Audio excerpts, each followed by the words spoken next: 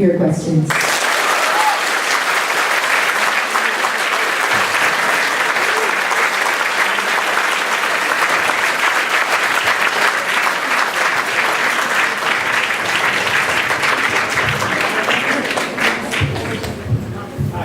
If I look at a mid-cap company, I mean, typically I like an upside of more than 50%. What's the blue sky scenario of your 12% upside? What do you need to see to raise your target price for this company?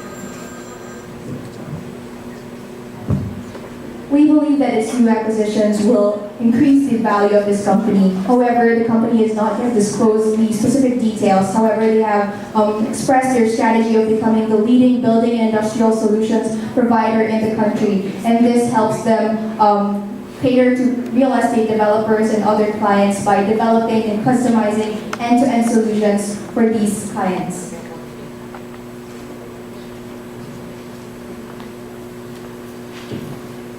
Have you done analysis on the company's return on invested capital and capital employed? And what are the trends that you see in this company? Historically, the company's return on equity has been hovering at around 28 to 33%. Moving forward, we expect this to stay at the same range, in line with the company's increasing net profit margins. But the company is also facing reduced debt to equity ratios and also the company's asset turnover ratios as a result of a 900 million peso goodwill from the elevator acquisition. Is the ROE very close to the return on capital employed? Return on invested capital? It's at around 10.6%. The ROC is 10.6%. Okay. And this is a question I asked previously. Can you give me your 3 reasons why you would sell this company? So when thinking about CIC, there are 3 main key points that we must remember. First, it's the strong Philippine economy. Second, it's CIC's sustained market leadership in the growing HVACR industry. And lastly, the company's solid financials.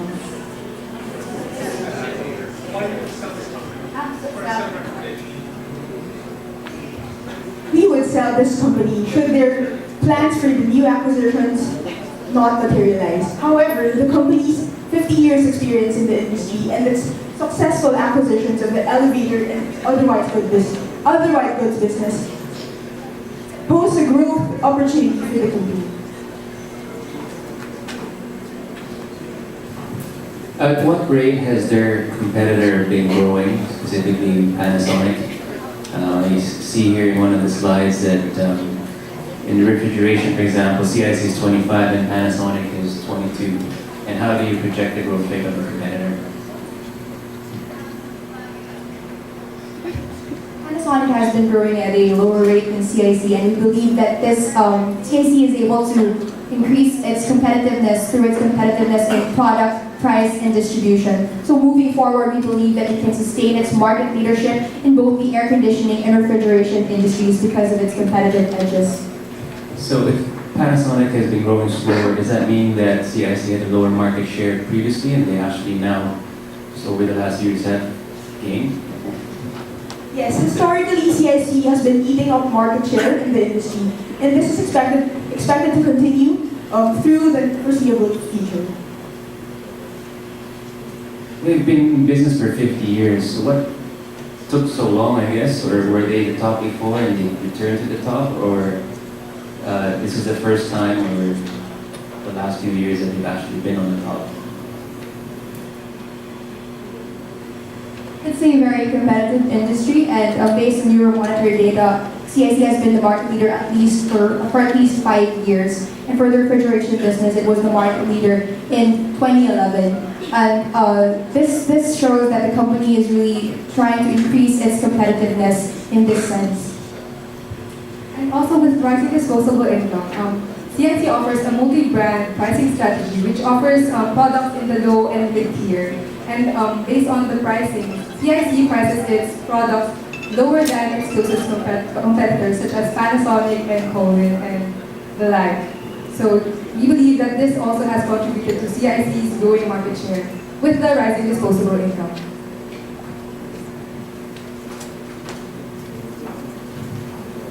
I don't know if you had a chance to listen to Mr. Lee's speech earlier about the 4Ps. One of the things we look at, in addition to the 4Ps on the fund management side, is what really is the sustainable competitive advantage of a particular company, or what Warren Buffett might call the moat.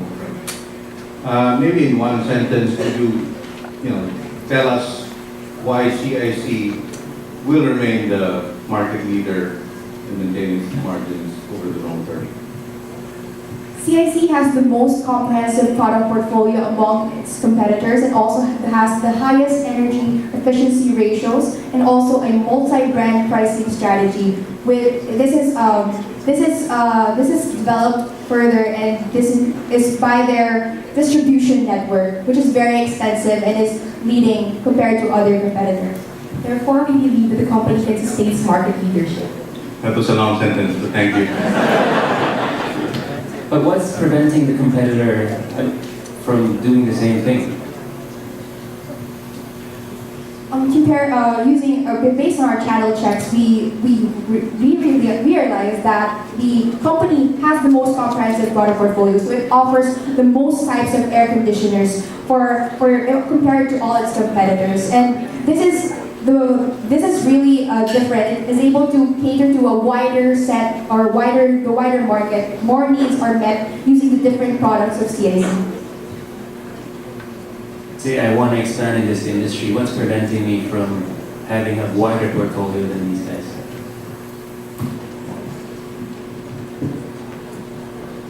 It has several testing facilities that they use in the Philippines to test these products in Philippine conditions. So they are able to meet and understand the needs of Filipinos and create specific products that will understand the Filipino market.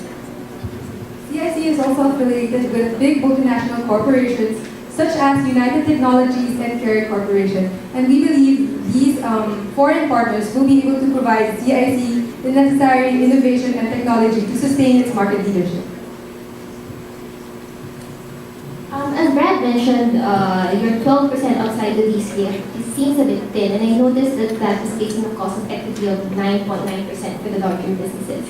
So say I was an investor who required a bit of a higher return. Would you have a sensitivity on what that will do to your DCF, and I guess would that change your recommendation? Yes, ma'am. We actually used conservative estimates for our valuation, and we conducted a sensitivity analysis on our cost of equity.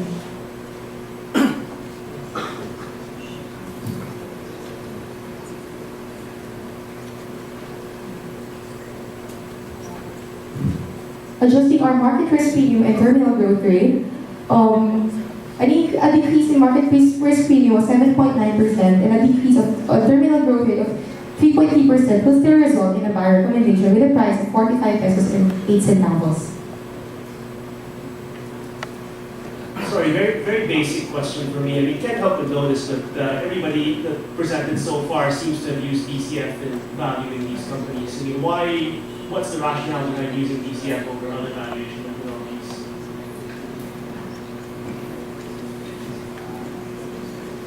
We used the DCF method because we didn't want our valuation to be affected by market sentiments. However, we also conducted other valuation methods, and we compared these to them. Based on our analysis using these valuation methods, other approaches lead to the same buyer recommendation.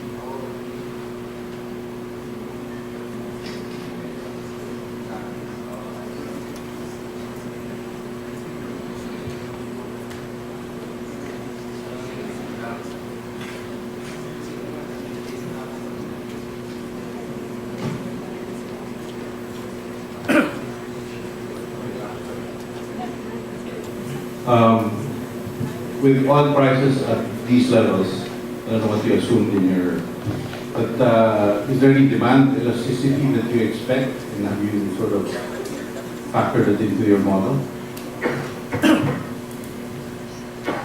Yes, we do acknowledge that lower oil prices would lead to higher demand for CIC's products. In fact, according to Oxford Economics, the Philippines is poised to benefit the most from lower oil prices, and this is expected to raise the Philippines' GDP by 2%. And since our drivers are macroeconomic variables, the growth of the company is to follow this growth in the industry.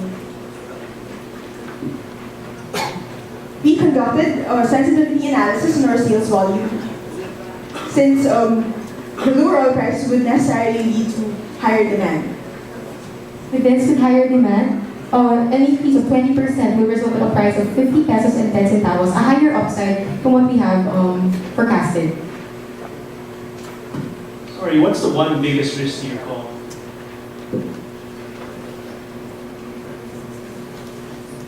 Probably the biggest risk for the company is its partners and its licensing agreements terminated. However, we do not see this materializing in the future, especially with their strong relationships with their partners and. All right. I think that's all the time we have. Thank you so much. Another round of applause for Everest Investment.